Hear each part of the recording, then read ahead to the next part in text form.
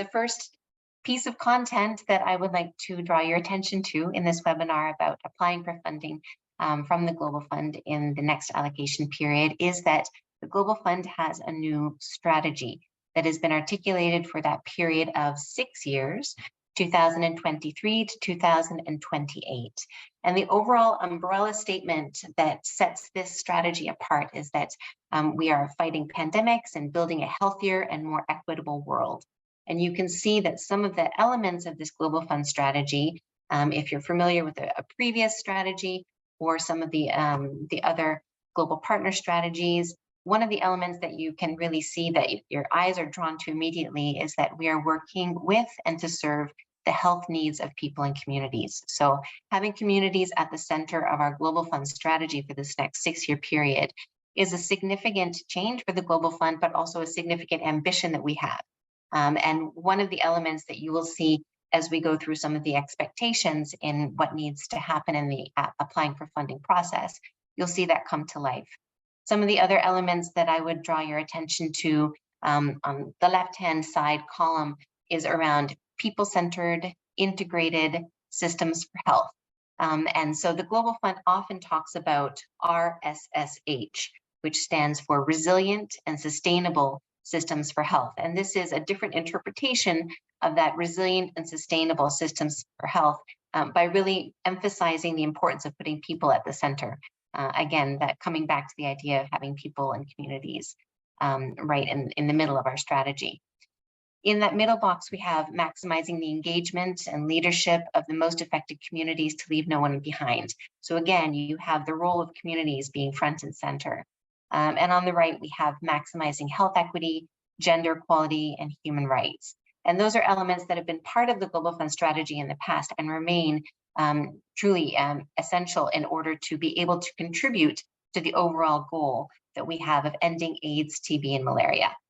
You'll see mobilizing increased resources there, as well as a reference to sustainability in the people-centered integrated systems for health. And that's also a very important consideration for the Global Fund, especially as we move into this even more challenging economic context. Because obviously without the funding available, the investment of health in health itself will not be able to be as impactful as we all hope it could be in order to achieve that objective of ending AIDS, TB, and malaria. Contributing to pandemic preparedness and response is a new element of the Global Fund strategy that is an evolving objective. So we are learning as we go on this one.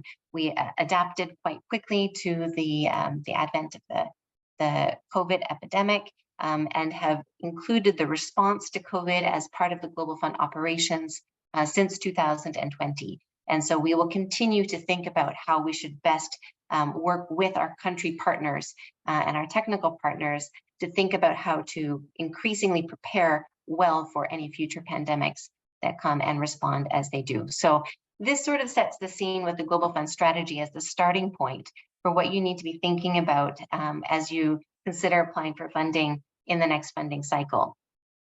Based on this strategy and some of the changes in this strategy, the Global Fund has already updated the application forms, required some new annexes along with ones that we have required in the past for the funding request submission. And we have some evolved expectations of what should be happening at each of the stages up to and including the submission of the funding request that I'll be highlighting in the webinar today.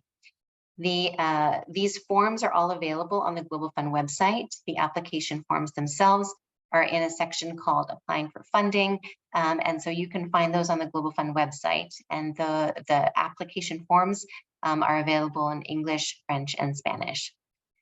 Now, the intention of all of this, of having this Global Fund strategy as the starting point and then referencing that we have the application forms already available, the intention is to support the country-owned programs to achieve their national goals as well as the global goals. Countries have also endorsed the global partner plans, and it's important that we think about the different elements of this strategy and how they may complement what has already been articulated in the national country-owned strategies as we think about preparing for the next cycle and thinking about the content of what should go into a funding request for the Global Fund. So with that preamble, let's take a look at the Global Fund process. which I'm showing you today, I'm visualizing today using a circle. So when we think about applying for funding in the Global Fund, we have to have as our starting point that the Global Fund uses an allocation-based funding approach. In the past, earlier than 2014, the Global Fund had used a rounds-based approach.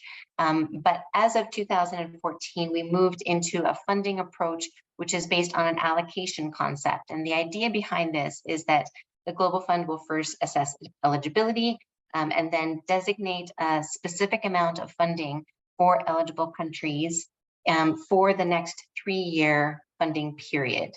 And the countries then develop a funding request, which they submit to the Global Fund. It's then reviewed by an independent panel called the Technical Review Panel.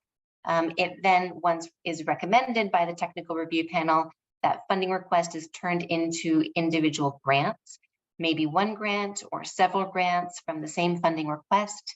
And then the grants, when they are ready, are submitted to the Global Fund for assessment by the Grant Approvals Committee before they are recommended to the board for approval. So that Grant Approvals Committee review happens within the Global Fund Secretariat with the support of partners. And then once the grants are considered to be ready for implementation, they are recommended to the board approves, and we're then able to move into the next round of implementation.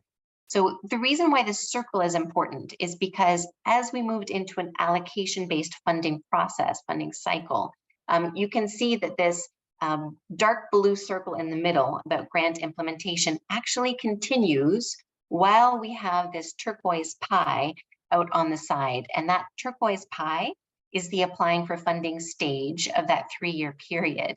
And it happens on top of grant implementation. So in most countries, in the vast majority, more than 100 countries, we have ongoing grants that will continue in implementation while the country coordinating mechanism, which is the key Global Fund body in these countries, while the country coordinating mechanism coordinates the development of a funding request for the next 3-year period. And so with that type of cycle, we have continuing implementation, and where one implementation period ends, the next one then begins. The lighter blue on the outside is, you can see in there, there's country dialogue and evaluation and review. The intention there is that we would have ongoing discussions with all the relevant stakeholders, the Global Fund, but also within the country led by the CCM, those discussions with relevant stakeholders to make sure we're always optimizing the investment of the Global Fund, but more importantly, to achieve the impact that can be achieved with that investment, to maximize the potential of the investment to actually achieve the overall goal of ending AIDS, tuberculosis, and malaria. Most grants are 3-year grants. This is the most common allocation utilization period. And in exceptional circumstances, sometimes that allocation utilization period is adapted in order to harmonize the timing of grant programming with some of the national programmatic cycles. But for the vast majority of cases, you should assume that we have a 3-year allocation utilization period. So that gives you a big picture of the overall cycle of the applying for funding stage in that overall cycle. And now what I'm going to take you through is some of what's happening in the background before this new cycle will be kicked off. And the new cycle is framed in that 2023 to 2025 period, because that's the period of time in which eligible applicants are allowed to apply for their designated funding, their allocation funding. So in that 3-year period, the applying for funding process needs to be completed, and the board needs to approve the grants in order to access those funds. So in the background, what's happening actually now at the Secretariat is that we are assessing the eligibility. And eligibility is the starting point before we even think about allocation, because within the overall allocation approach, we would only consider the components that are eligible for Global Fund financing. So this is based on the eligibility policy that has been board approved, and it's available on the Global Fund website in case anyone wants to go into the detail on that. Important side note, you see this on the left-hand side of the slide, eligibility does not guarantee an allocation. In many cases, the country components that are eligible do receive an allocation, but it is not a guarantee. And there are always a few examples of an eligible country or an eligible country component that does not receive an allocation. But the vast majority do. And so with that in mind, I would just mention that you can see from the chart in front of you that low-income countries, lower middle-income countries, and upper middle-income countries with a high disease burden are considered eligible. And it's not the country that's eligible, it's the actual disease component, HIV, TB, or malaria. Now, the cutoff line there is for upper middle-income countries where the disease burden is not high. In that case, a country component becomes no longer eligible. And in no cases do we have high income countries that are eligible for Global Fund financing. So that's a big picture on eligibility. And as I mentioned, you can go into the details in the eligibility policy if you would like to understand more of the actual technical parameters of what is considered high disease burden, how that's determined, and how we calculate the income level. So I'd mentioned eligibility for allocation is based on a country component. So a country can be eligible for HIV and TB, HIV, TB, and malaria, all three, or just one of the above. And yet the Global Fund encourages countries to invest in the eligible component for which they have received a designated allocation amount, and also resilient and sustainable systems for health interventions. So those RSSH interventions, those health and community system interventions, really are a foundational investment to ensure that we are maximizing the potential behind the investment in HIV, TB, and malaria. Yet the Global Fund does not have an allocation for RSSH. This sits within the purview of the country coordinating mechanism, the CCM, to make the decision on how much of the overall Global Fund allocation of HIV, TB, and malaria should be set aside to be invested in the health systems to drive even more impact on those three diseases. I mentioned the allocation methodology. We are at a very, very early stage of going through the actual optimization approach to get to the end point on the methodology. And one of the earliest inputs, as you can imagine, is how much funding do we have to work with? So I will just say a little aside, the Global Fund Replenishment Conference from yesterday was quite successful. Already we have had pledges of more than 14 billion, which is beyond the amount that was pledged in the last funding cycle. We still have a few more pledges to come in. And after that, the Audit and Finance Committee, then with the board consideration, will then establish how much of the funding that has been pledged should be considered funds available for allocation.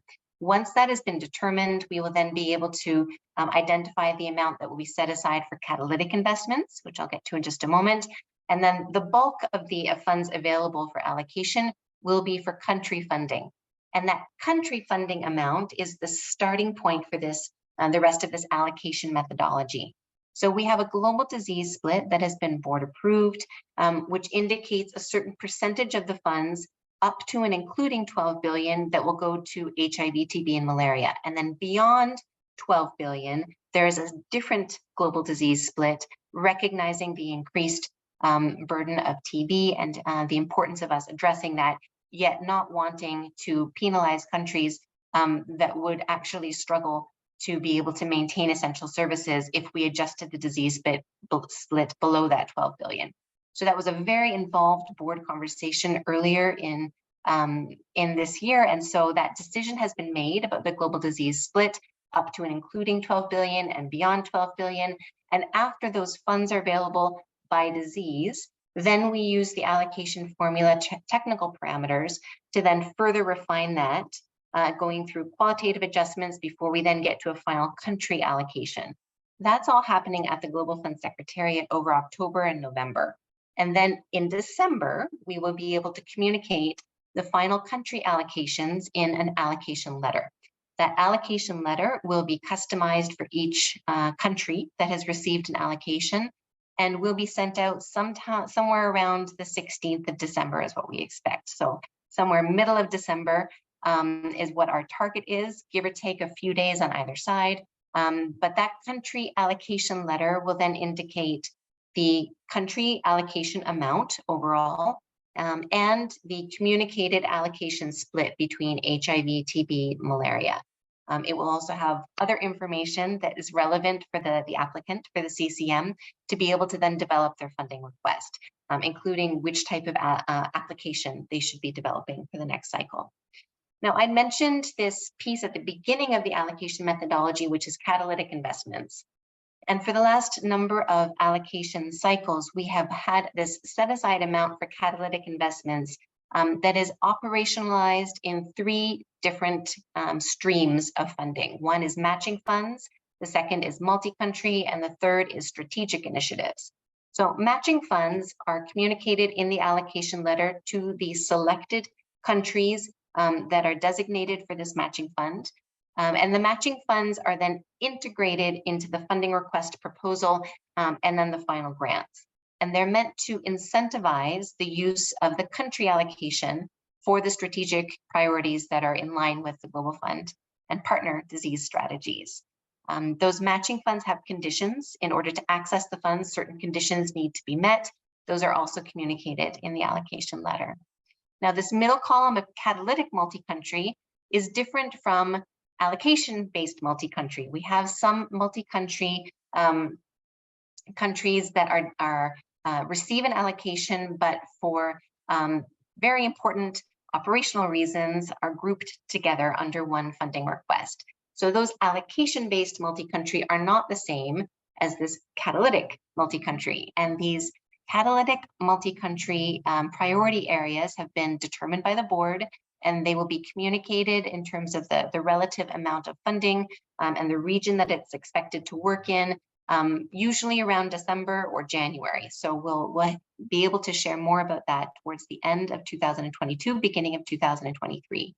And the reason why those funds are set aside is that there are some regional priorities that are really critical to meet the aims of the strategy, and yet are very difficult for individual countries to then come together to segment amount of their allocation funds. So that's why we designate a centralized amount of funding for that catalytic multi-country stream.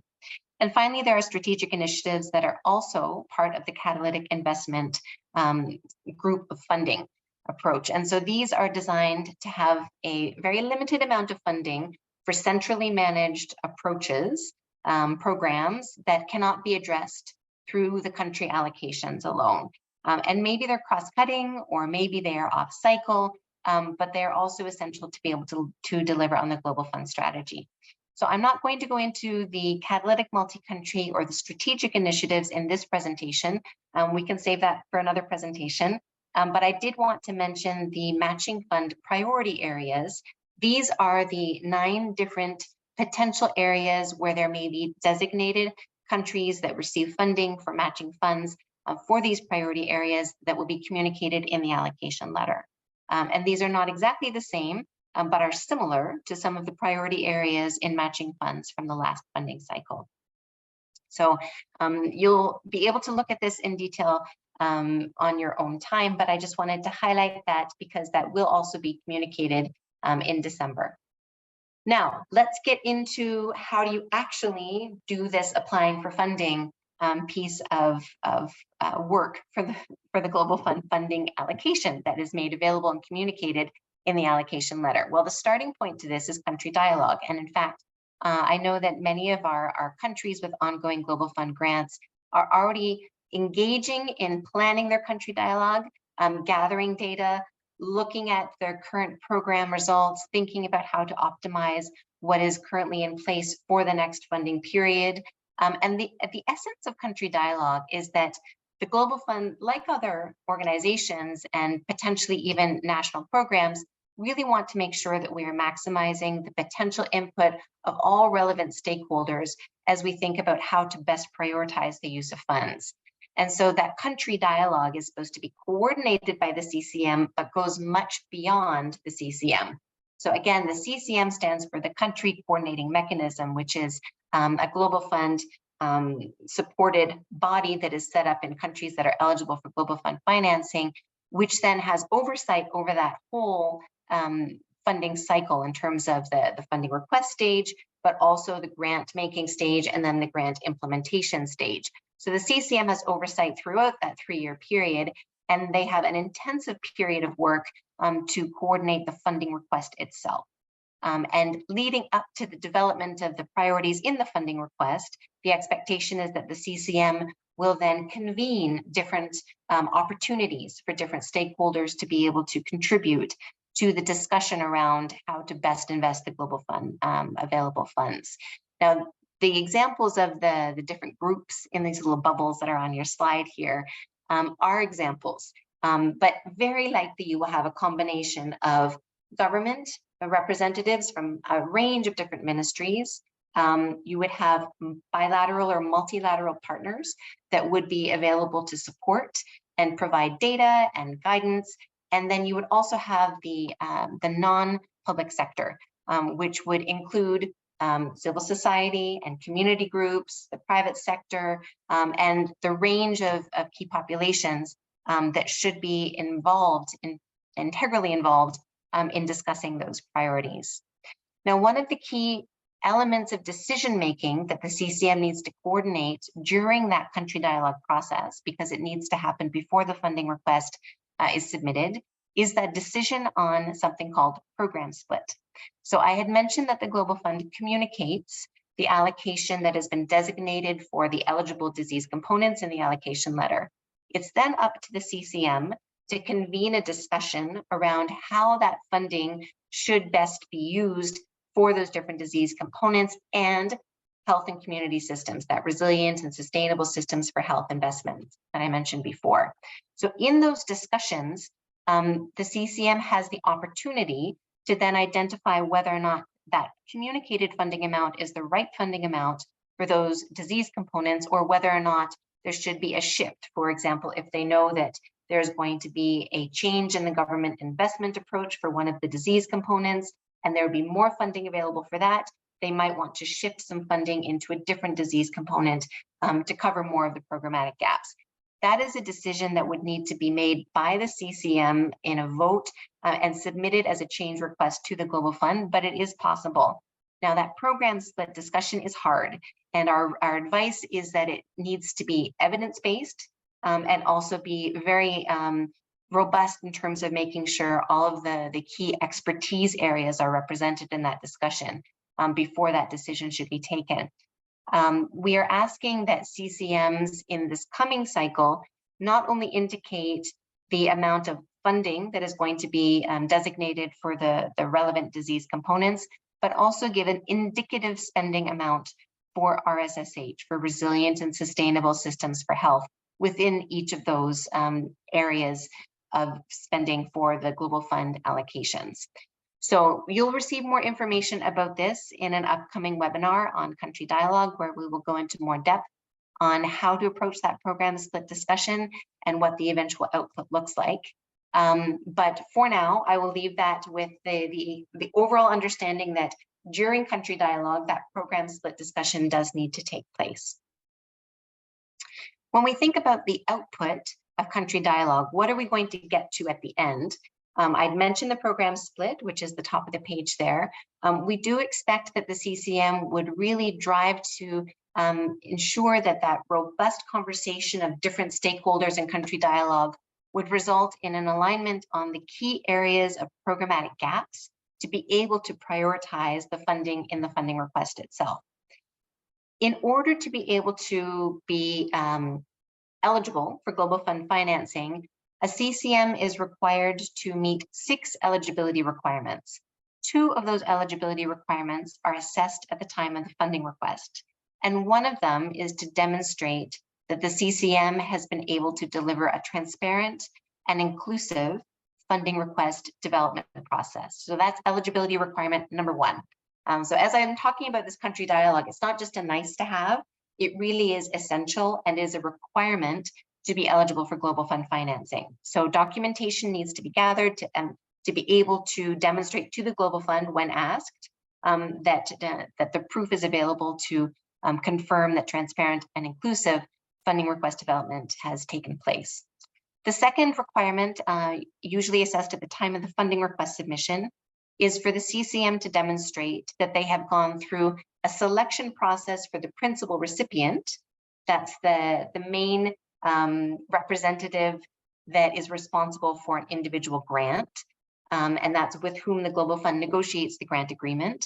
But it's the CCM that needs to identify, nominate, select, and then document that selection process for that principal recipient in a transparent manner and according to their own operational guidelines that have been set up for each CCM.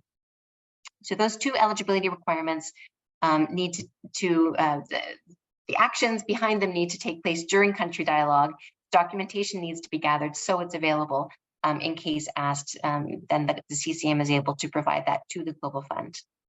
And then finally, an output of country dialogue is actually the funding request that goes to the Global Fund. So the Global Fund communicates in the allocation letter, here's the allocation amount that is available to you. The CCM uses that country dialogue discussion and data gathering and analysis process to be able to then come up finally with a list of prioritized areas for investment.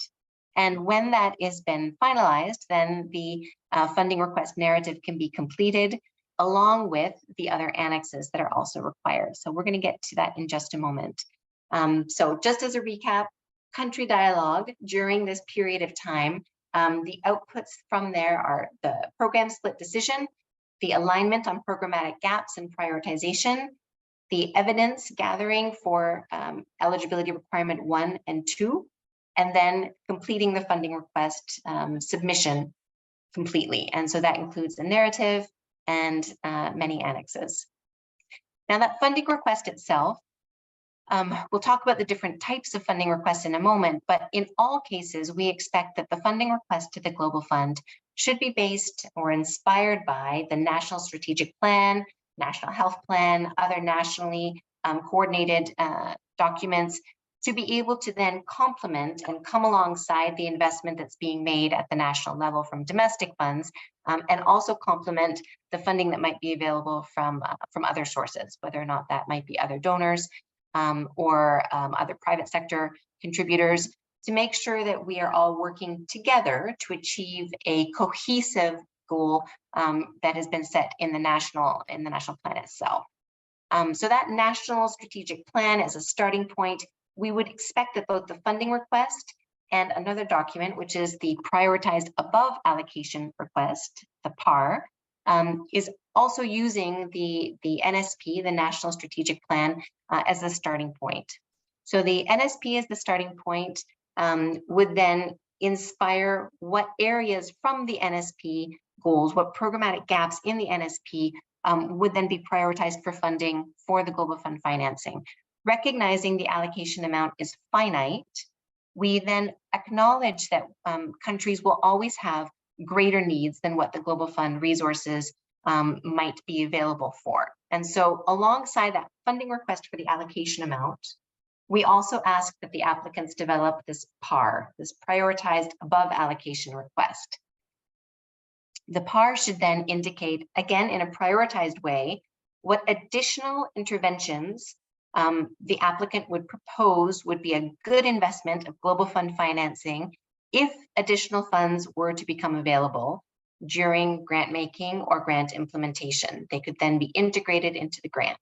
And so that funding request and that PAR are partner documents that are submitted at the same time in order to make sure that we have a complete picture of where the Global Fund investment, or where the CCM would identify that the Global Fund investment would make the biggest impact. Now, I'd mentioned that there are different types of funding requests, and these different types of funding requests are differentiated. So this is a nice word that we use a lot at the Global Fund. Differentiated funding requests mean that they have been customized for different types of country contexts. So recognizing that some countries receive an allocation amount of more than 400 million and other countries receive an allocation amount of less than 4 million, there are widely varying levels of investment and risk and epidemiology contexts. And so the actual country context itself is an important consideration when we think about which is the right type of level of detail in the questions that we are asking, for example. And so the Global Fund has a segmentation approach, which has identified countries that are considered high impact, where the disease burden is the greatest and the investment level of the Global Fund is the greatest. Core countries, which are kind of in the middle, high disease burden, high investment, and then the focused countries where we have a lower disease burden and a lower investment. So we have this range. Say if we have, there's more than 100, but if we just use a nice round number, say if we have 100 different portfolios, focused countries are about half of those. And then core and high impact countries are about the other half. And so within that segmentation approach and countries that are eligible for Global Fund financing, the CCM knows which portfolio they are. Core and high impact countries would be asked to either complete a full review funding request or a program continuation request. They may also be identified and invited to complete a tailored for national strategic plans request, but that is by invitation only.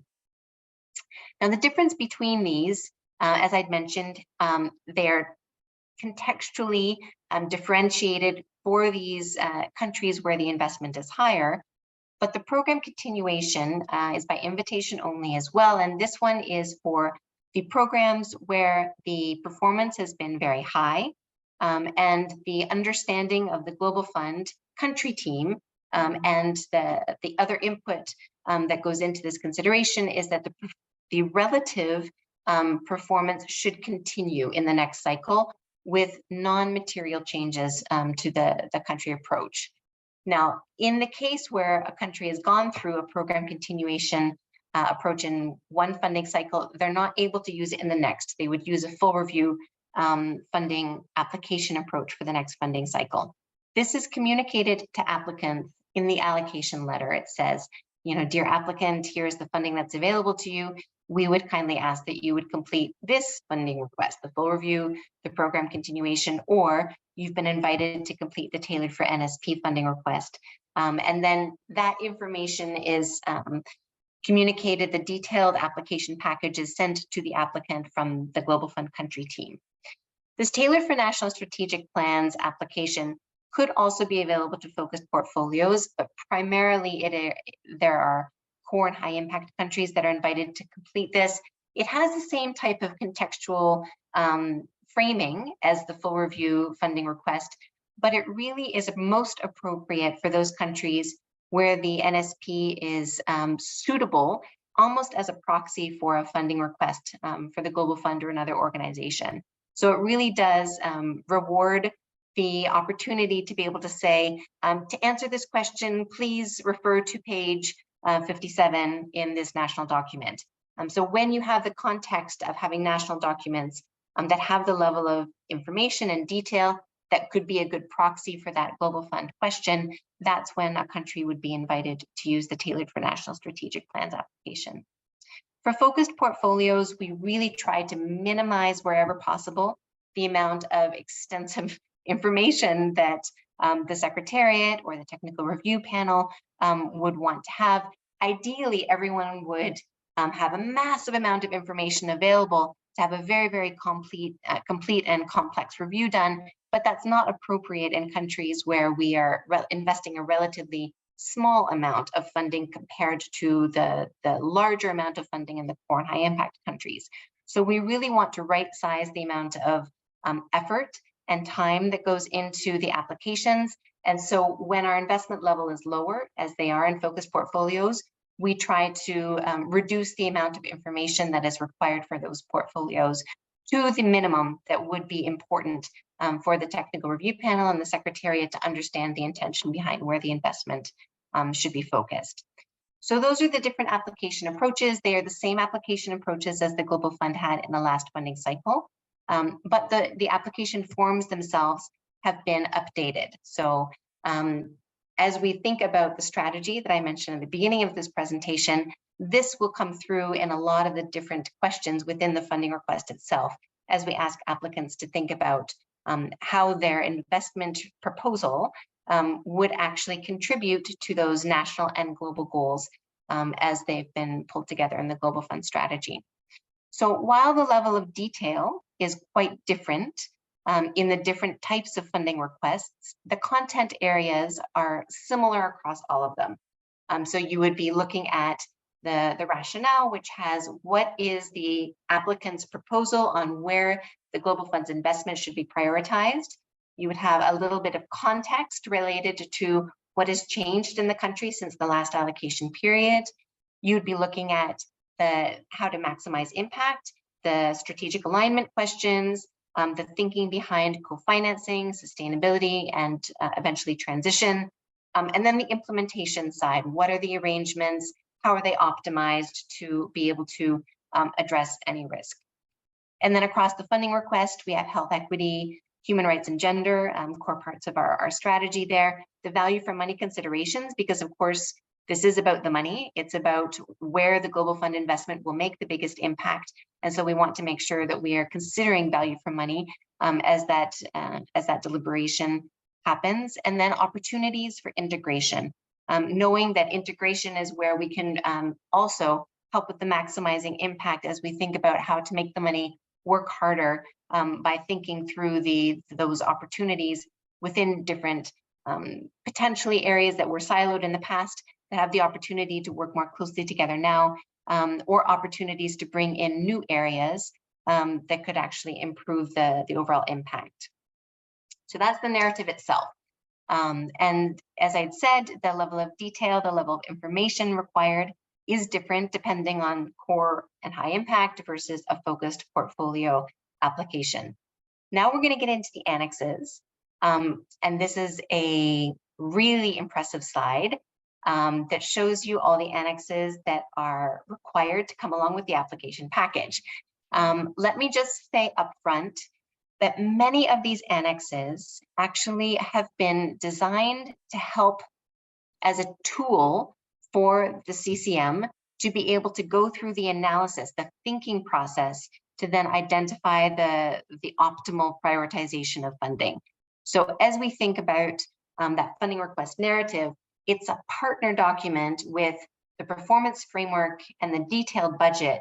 So in the narrative, it's explained in words, but the performance framework and the detailed budget give you some numbers behind what are the actual investments proposed, what modules, what interventions, what are the targets, what is the expected outcome, and then the detailed budget then tells you for that area of intervention, how much will it cost? And so with the performance framework, the detailed budget, and the narrative, you have a complete picture, which then are also the foundational documents for the grant that comes out of the funding request process eventually. To feed into those decisions of what goes into the performance framework, the budget, you really need to do the thinking around where are the programmatic gaps. And so these types of documents of the programmatic gap tables, and then a new annex called the RSSH Gaps and Priorities Annex.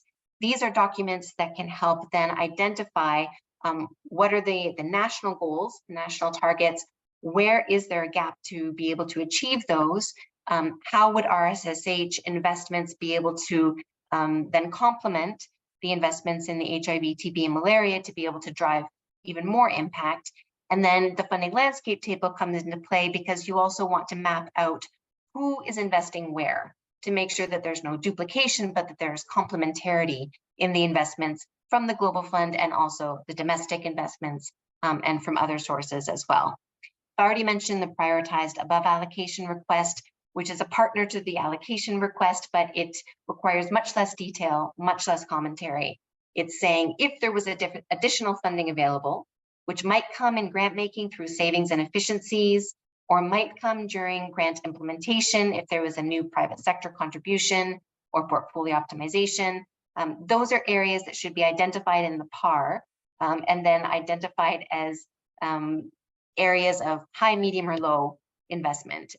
Proposed that the TRP can be able to have a complete picture of where the Global Fund could be investing. And the Global Fund would, the TRP, Technical Review Panel, would then make a recommendation which of those elements in that prioritized above allocation request would become unfunded quality demand. So I'm not going to go into all of the other annexes now. I'm going to highlight a couple of the new ones. And then in one of the upcoming webinars, we are going to go into detail on each of the annexes. So if you are interested in understanding more about what's required in each of these annexes, please do join us for a future webinar specifically on that topic. I do want to highlight a few of the new ones to make sure that those who have had some familiarity with the Global Fund process in the past are aware that they are new and they are different. The ones that are mandatory are on the left-hand side.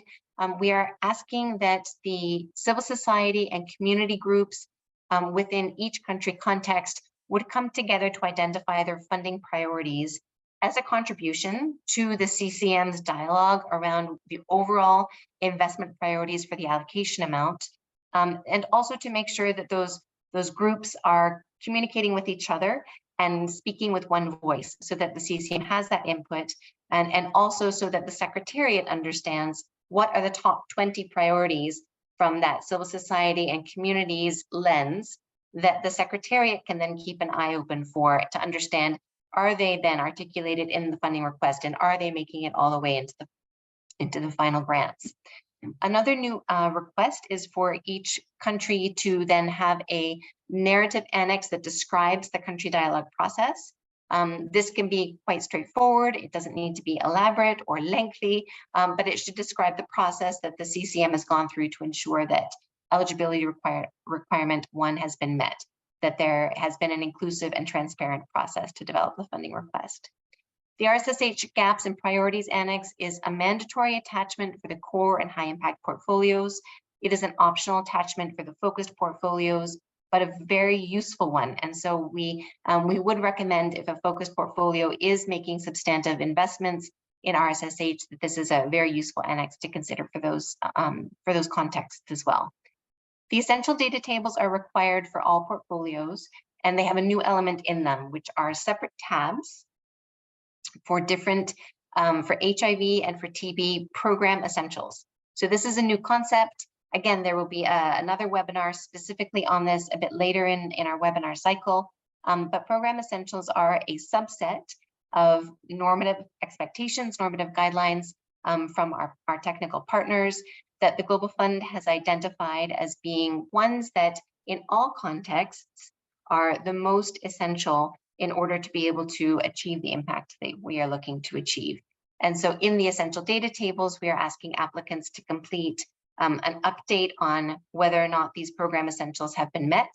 And then in the narrative itself, there's an opportunity to comment on how the country would go about addressing any gaps if program essentials are not yet met. That doesn't have to be in the next allocation period. That could be over a longer term. Just keeping an eye though on how to get to those normative expectations. In terms of the ones, the annexes on the right, there is a new annex that is optional for the vast majority of the portfolios. There will be 10 pilot countries that will be required to submit this, but in most cases it will be optional. We are asking applicants, the CCMs, to look at how the risk assessment for sexual exploitation, abuse, and harassment, and to think about where the potential of that happening could be, and to already preemptively look at how to adapt the programming accordingly. Again, not yet required in all but 10 pilot countries for this cycle, but it will be something that we will learn from, and it will likely be an expectation for all portfolios at some point later on in the cycle or in the next cycle. And then a gender assessment and a human rights assessment are requested if available. Many countries have actually already completed these, but in the past, they haven't always been attached as part of the funding request submission. So we are asking that if available, that these are attached as part of the funding request submission to give even more background context to the analysis that takes place on funding request prioritization. Okay, so now that I've scared you with this big package that needs to be prepared for the Global Fund to be able to assess the funding proposal, I will now talk to you about how that submission is actually reviewed. So the body that reviews that submission is called the Technical Review Panel. And the Technical Review Panel is a group of independent experts who are recruited under the auspices of the Strategy Committee of the Global Fund Board. They are recruited with the responsibility to review the funding requests that come in and recommend to the Global Fund where the Global Fund should be investing, and also recommend opportunities on how that the applicant's proposal could be optimized to have an even greater impact. So the technical review panel is assessing whether or not the proposed investments from the applicant are strategically focused, technically sound, poised for sustainability, and have potential for impact. And so that's the overall big picture of what they're looking for. They have specific review criteria that you can see in that blue column on the slide in front of you now, which is directly correlated to the Global Fund strategy. So they are looking for what has been articulated by the Global Fund Partnership as what we think are the most important areas that would really drive a step change in the overall impact of Global Fund investments.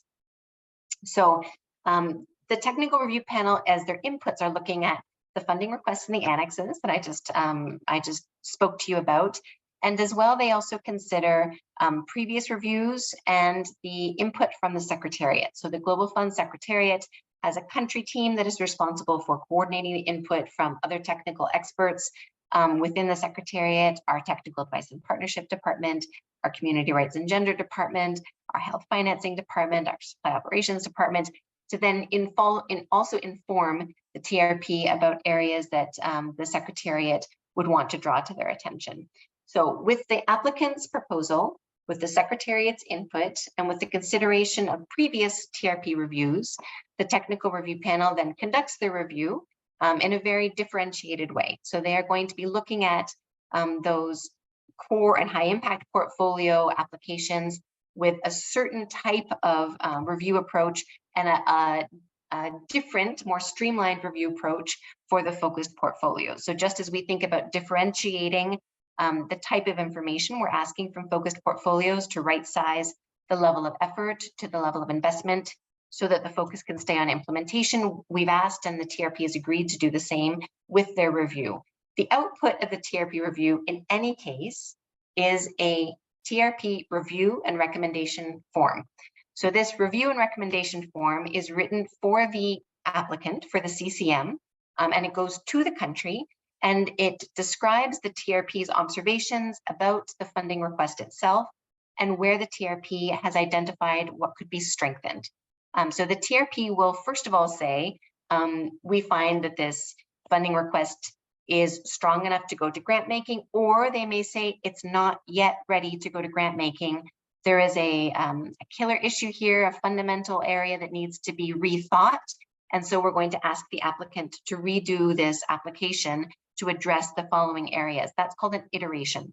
And in the last funding cycle, we had more than 200 funding requests and we had an iteration rate of 6%. So there were not that many funding requests that were requested to be iterated, but it does happen. And so this is where the TRP really adds value in understanding this investment proposal is either strong enough to move forward, Global Fund, we recommend this, or Global Fund, not yet. These are the areas that the applicant needs to rethink. So that review and recommendation form is written from the TRP's perspective for the applicant.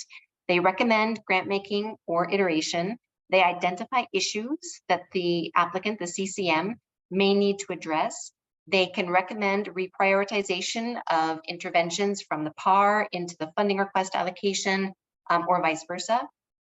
And then they're also looking at that prioritized above allocation request to make the decision on which of those interventions would be considered unfunded quality demand, UQD. So that unfunded quality demand is then listed in a register that is kept on the Global Fund website. And that register of unfunded quality demand can be invested in by eligible donors during the grant life cycle. So this is the TRP overall approach. And what we have already identified for 2023 are the 3 submission dates when a funding request package can be submitted for the TRP review. And so the dates for 2023 are the 20th of March, the 29th of May, and the 21st of August. And then the in between that period of submission and the TRP meeting, that's when the screening is done. The funding request is checked for completeness and consistency. Translations are done if a funding request is submitted in French or in Spanish. And then the TRP receives the documentation 10 days before the meeting in order to then review all of the many pages of work that the applicant has completed before the TRP meeting, where they then discuss them in small groups and then in a plenary to come up with that final review and recommendation form. A couple comments about the dates here. You notice that the 20th of March is not that long after the allocation letter is sent out. So that 3-month period can be very intense in terms of country dialogue and meeting all the expectations of what should happen in country dialogue, but many countries are able to do it. Many countries have done it in the past, and we would encourage any country that has a grant end date of the end of 2023 to target window 1. We would encourage that that 20th of March submission date should be where a CCM plans to submit their funding request if they have grants that are ending at the end of 23. This will allow them to be able to complete their grant making in the summertime, submit their grant in the fall so that it can be signed early enough so that the full implementation arrangements will be able to be contractually ready for the start of the next grant in 2024. So that's something to keep in mind. Now, the window 3, we would recommend for countries with grants ending in the first half of 2024. And then window 2, if you can't make window 1, then yes, of course, window 2 is an option. You have a more compressed period for grant making if you have grants that are ending at the end of December 2023. So it's just, there are 3 options for submission in the next calendar year, and we would encourage CCMs to very carefully think through that, that timeline, probably working backwards from when they need to have their next grant signed to be able to plan for their submission.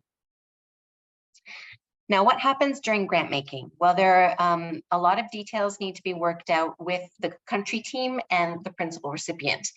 This is where those final grant level performance framework and budgets are negotiated to be able to really maximize the value for money there and the potential for return on investment, with the funding request being the starting point. So funding request may result in 1 or more grants with 1 or more principal recipients. But in many cases, we know that principal recipients that are well performing often continue. And so we would recommend that in order to get to a disbursement ready grant submission early enough in order to be implementation ready by the time of the next grant start, we would actually recommend a best practice can be adopted whereby the CCMs look to confirm their PR selection earlier in country dialogue so that PRs can also be engaged in those detailed conversations during country dialogue in the development of the funding request, performance framework, and budget. This is a way that it's possible to accelerate that grant making level of detailed thinking to ensure that grants can actually be brought forward and signed earlier. By doing this stage of grant level thinking at the funding request phase, it also then strengthens the opportunity for what is usually a robust country dialogue, including civil society and communities to be more engaged in that grant making level of detailed thinking. In terms of other changes that we're thinking about for grant making, we also plan to publish the funding request the TRP recommends for grant making on the Global Fund website right after that review and recommendation form has been sent to country. And so having that approved, recommended funding request available from the Global Fund website should allow the other stakeholders that had participated in country dialogue then to be able to also contribute their thoughts with the CCM's oversight to be able to then influence the grant negotiation stage between the Global Fund and the principal recipient. So again, you will hear more about grant making and how we're thinking about that in upcoming webinars, but I just wanted to give you a heads up at this stage that those are some best practices and some updates that we have been thinking about. So after the grant documentation is completed, then it actually is submitted again to Access to Funding at the Global Fund for review by the Grant Approvals Committee. The Grant Approvals Committee is made up of the Global Fund executive and also with the input of key partners. And so the partners provide their perspective to the Global Fund executive for consideration at the Grant Approvals Committee level. And then that Grant Approvals Committee, when they're satisfied the grants are disbursement ready, then they recommend them to the board. The board reviews, approves, and once the board approval is secured, then the Global Fund is able to sign the grant agreement after the PR and the CCM have signed it. Then the Global Fund can release the funding and the implementation can continue. So in terms of best practices, just a bit of a recap.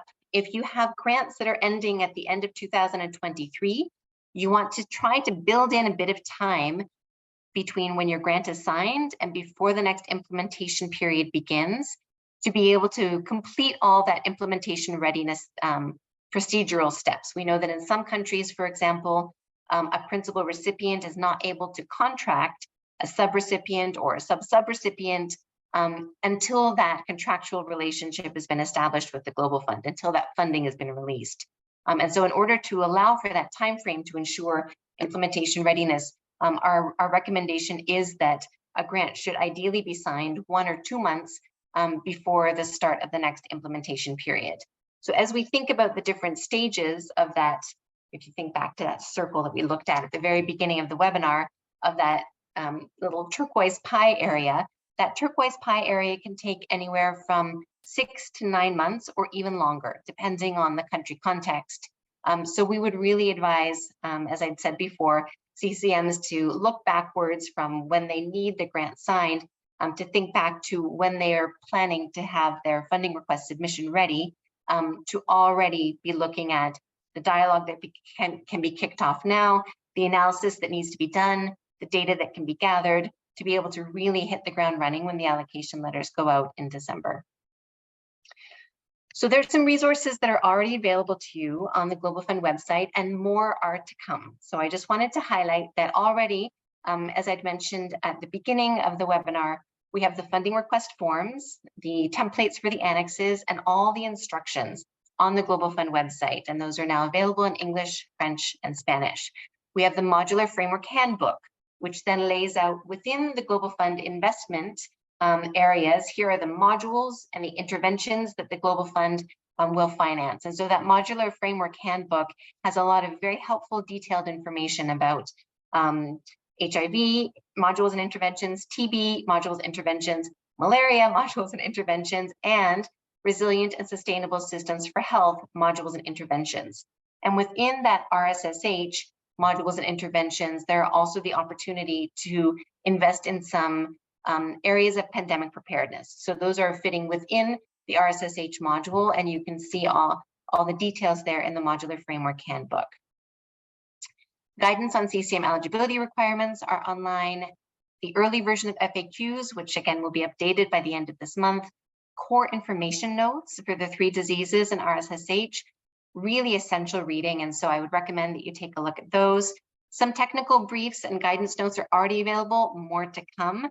And the TRP's observations report from the last funding cycle is available in case people are interested in reviewing what the TRP had noted as areas of improvement that they would hope to see in the next cycle.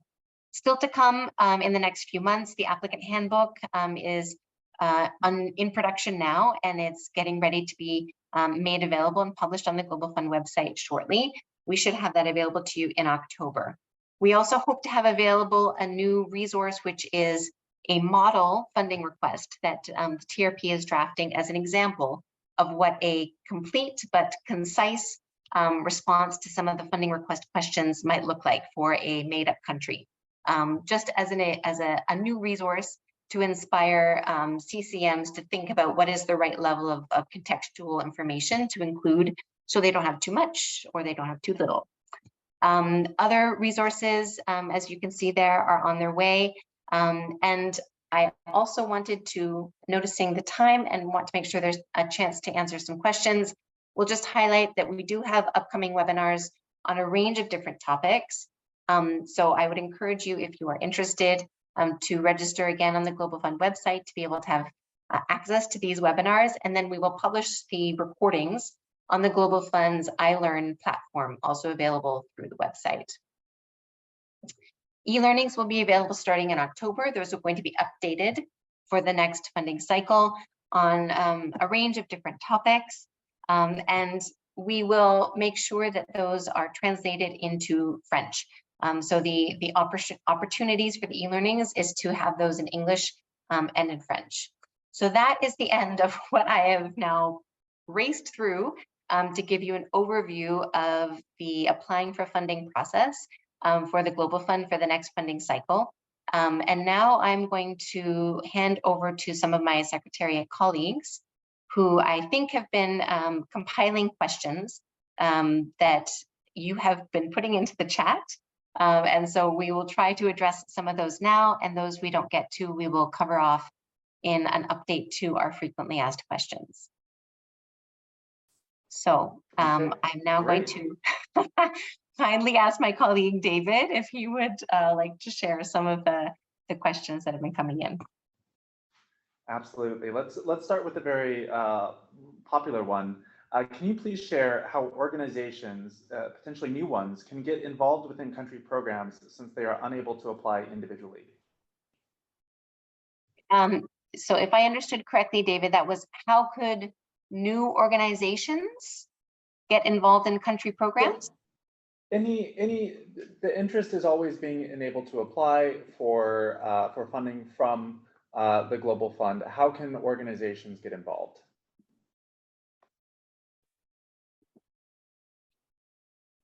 Okay, so obviously the starting point for this question is that the Global Fund has an arrangement whereby we only accept funding requests from country coordinating mechanisms. I've emphasized that country coordinating mechanisms are the coordinating body for each country, and the Secretariat information about who to contact to reach out to the CCM is available on the Global Fund website.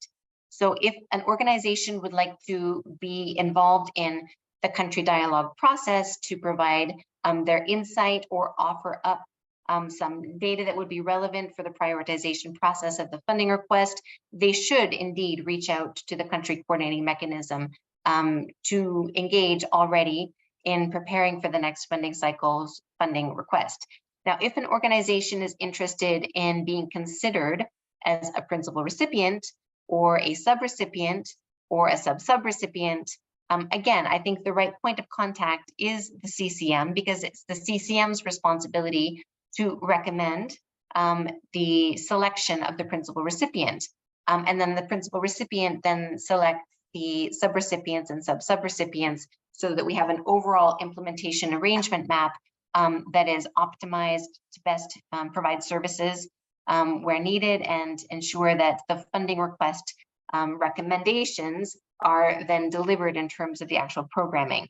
But that's not a Global Fund decision. That really has to be led by the CCM. And so that's the starting point to reach out to the CCM.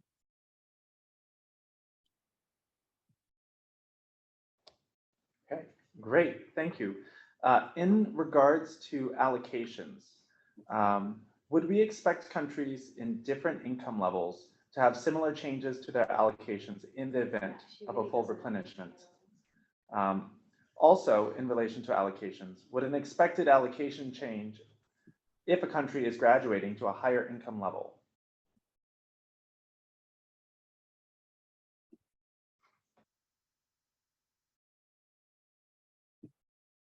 Okay, so the allocation methodology looks at, first of all, eligibility of an individual country, but then it also considers relative disease burden and relative income level as it then works on this optimization model to then end up with the individual country allocations. So absolutely, if a country has a change in income level or a change in disease burden, that will likely influence the change of the allocation amount. So certainly that is a factor. And if a country is moving to a higher income level, then indeed it would likely need to expect that the allocation amount from the Global Fund would have a reduction in it. Now, recognizing that the Global Fund has had a positive replenishment, did not meet our investment case target of 18 billion, but is higher than what was pledged in the last funding cycle. I cannot predict exactly the change that a country should expect.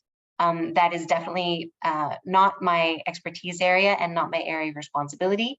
So I would encourage people who are interested to understand more about the allocation approach and how the allocation methodology has the outcome of the allocation methodology to attend the allocation webinar that is planned in December.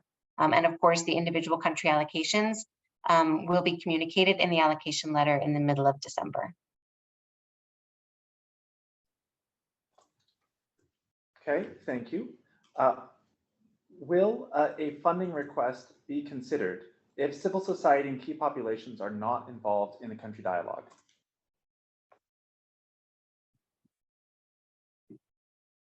So the Global Fund has 6 eligibility requirements for country coordinating mechanisms.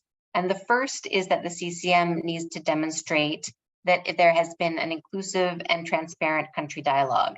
It is a minimum expectation that key populations would be involved in the country dialogue itself.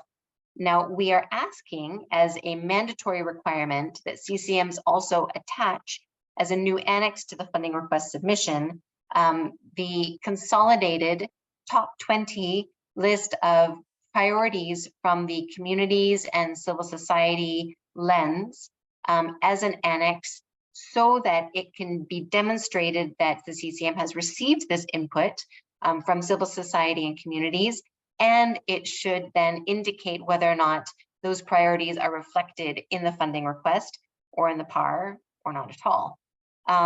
If a country coordinating mechanism tries to demonstrate that they have had inclusive and transparent country dialogue, and there are no key population groups or civil society groups included in their country dialogue narrative, that would be a big red flag that would go to the compliance review panel.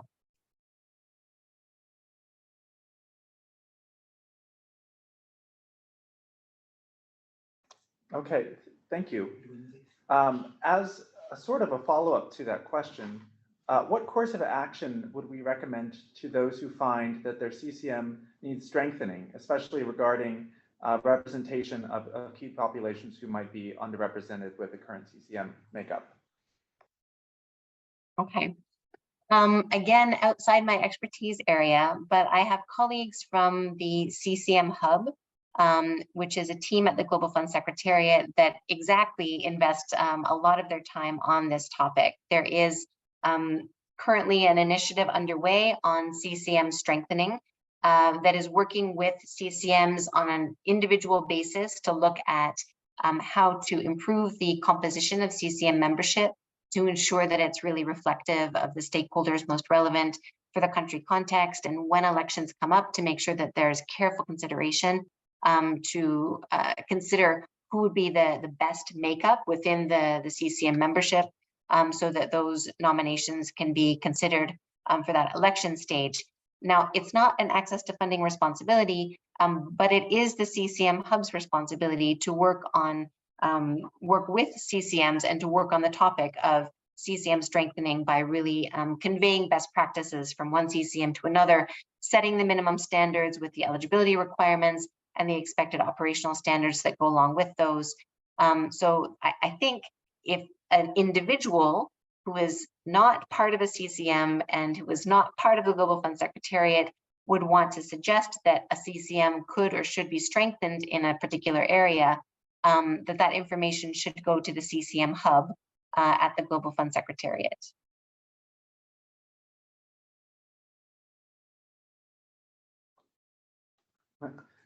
Thank you. We received a lot of questions about the program split discussions within Country Dialogue. Can you explain what kind of additional resources that applicants might expect? Yeah, additional resources, I'm not sure, but additional tools, I guess, is the way I would think about them. I would really, as a starting point, look at the annexes that we have already put on the Global Fund website that are required as part of the funding request submission, but are really the starting point to prepare for those program split discussions to ensure that they are data-based and evidence informed. For example, programmatic gap table, funding landscape table, RSSH priorities, and gaps in annex. those are really essential starting points before even any of the program split discussions could be taking place. And certainly the Global Fund country team would be a very helpful resource in providing a portfolio analysis and suggesting other technical partner inputs that should be considered as part of that program split discussion. So that's a good place to start. And we will be discussing this more in the Country Dialogue webinar that's coming up in a few weeks.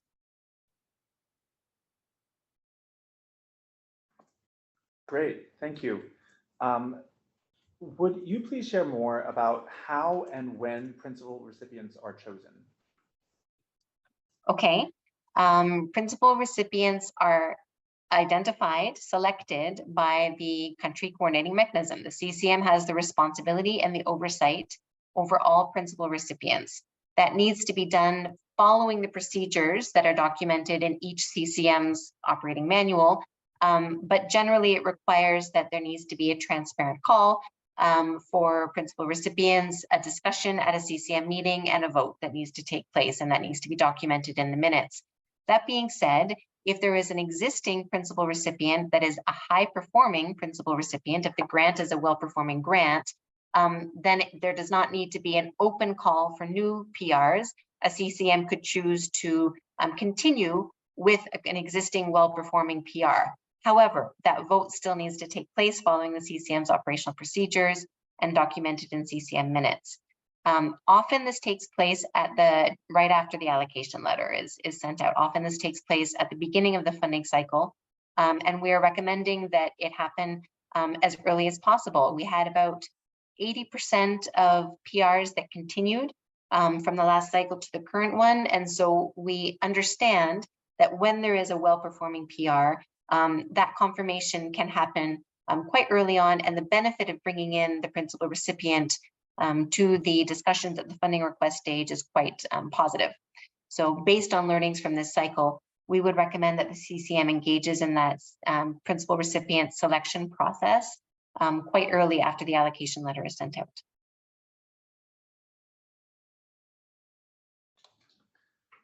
Thank you. Are CCMs eligible to receive technical assistance as they prepare their funding requests and the necessary materials? Okay, definitely yes. So technical assistance is available to CCMs on request, and that can be either coordinated directly with the technical assistance providers, or if necessary, a CCM could contact the Global Fund country team, who can reach out to the technical advice partnership department to then do that liaison on their behalf. But the intentionality here is that there is funding available to CCMs for technical assistance needs, but the Global Fund grant funding cannot be used for the actual writing of the funding request. So the Global Fund financing can't be used to pay a consultant to write a funding request on behalf of the CCM. However, Global Fund grant financing can be used to do program reviews and to facilitate a more robust country dialogue, and that's something that the CCM should be discussing directly with their country teams.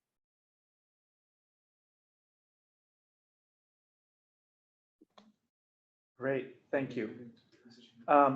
When and where might those who are interested in the NSP approach learn more about eligibility for that approach? Yeah, so eligibility for the NSP-based application, the eligibility criteria is currently under discussion, and so it is being drafted at the Secretariat level. It will be shared with some of our key technical partners who often engage at the Joint Working Group or at the Grant Approvals Committee to be able to get input on that. And then the data from the data that will be necessary to then make the shortlist for that NSP-based application will be compiled over the month of October. And it will be finally the Grant Approvals Committee that will make the decision in November as to which application approach is recommended for each country. So the actual criteria on which we are assessing the NSP-based application is not final yet, and it's not available for me to share yet. But by the time we get to the webinar on the NSP-based application, that should be able to be shared in a public forum like this one. Great, thank you. Would you please share more about the role of different secretariat departments during the funding request development stage, such as technical advice and partnerships, community rights and gender, or health financing? And as a follow-up, what should applicants do if they feel that the feedback from the secretariat might differ from feedback from other groups, such as the TRP, the principal recipient, or the LFA? Well, fundamentally, it is the CCM that has the responsibility to make the decision on what goes into the funding request that is submitted to the Global Fund. So each CCM member is requested to endorse the funding request as an individual, as a CCM member.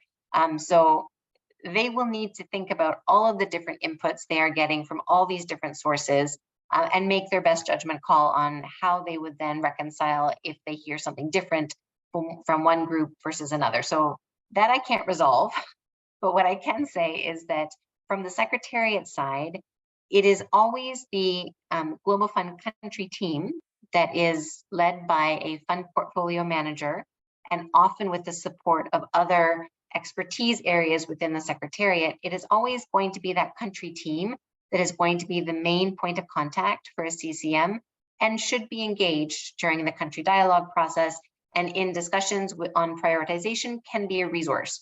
But it is the CCM's decision as to what goes into the funding request itself. So when it would be helpful, the FPM can actually request that other members of Secretariat teams like technical advice and partnership, health financing, or community rights and gender are brought into a discussion as relevant for a particular purpose or particular to achieve a particular output. But it's unlikely that you would independently have members of the Secretariat reaching out to CCMs without going through the country team. So it will always be the country team, and often the country team FPM that is the key point of contact, and the conduit for the other Secretariat team's engagement.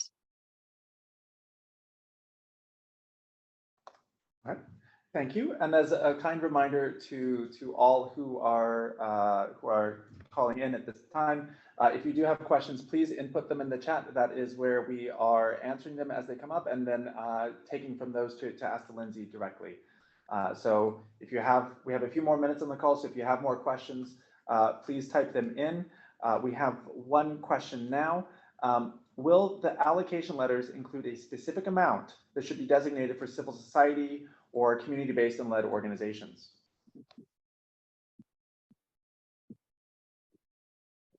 Okay, so that's an interesting question. I don't think I've had that question before in earlier webinars, but the answer to that is no. There will not be a designated amount from the Global Fund that is meant to be invested in civil society or community-based led, or community-led organizations. That will be something that we are going to be asking the CCM to report on in the budget overall. We would like them to think about that as they develop their overall funding request submission, but that is not going to be mandated from the Global Fund Secretariat side.